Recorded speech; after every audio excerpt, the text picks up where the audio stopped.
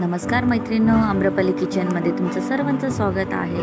आज आपण तुरीच्या डाळीचं वरण बनवणार आहोत। त्यासाठी आपल्याला 2 चमच तुरीची डाळ घ्यायची आहे।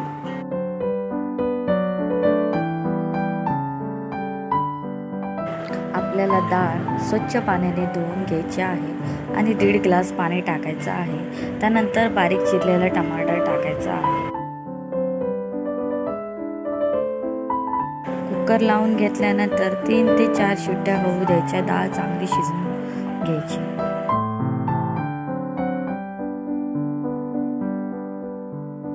डाळ शिजून झाल्यानंतर आपल्याला डाळ मॅश करून घ्यायची आहे।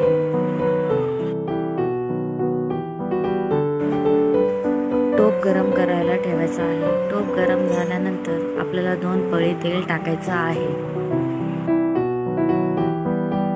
तेल गरम झाल्यानंतर आपल्याला मोहरी 2 चमच टाकायची आहे। त्यानंतर जिरे टाकायचे आहे आणि त्यानंतर ठेचलेला लसूण सुद्धा टाकायचा आहे। कढीपत्ता टाकायचा आहे। लसूण लाल होऊ द्यायचा आहे। लसूणला व्यवस्थित मिक्स करून घ्यायचा आहे।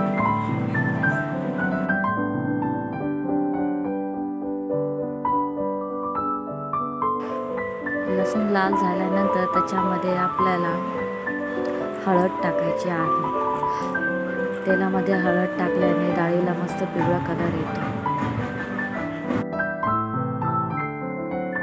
हळद आपल्याला मस्तपैकी मिक्स करून घ्यायची आहे आणि शिजवलेली डाळ त्या फोडणीमध्ये टाकायची आहे।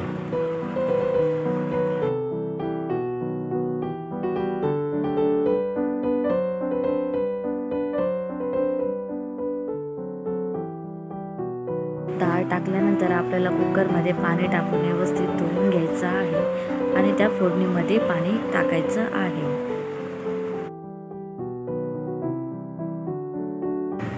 डाळीला व्यवस्थित मिक्स करून घ्यायचं आहे। त्यानंतर आपल्याला चवीनुसार मीठ टाकायचं आहे आणि कोथिंबीर सुद्धा बारीक कापून टाकायची आहे।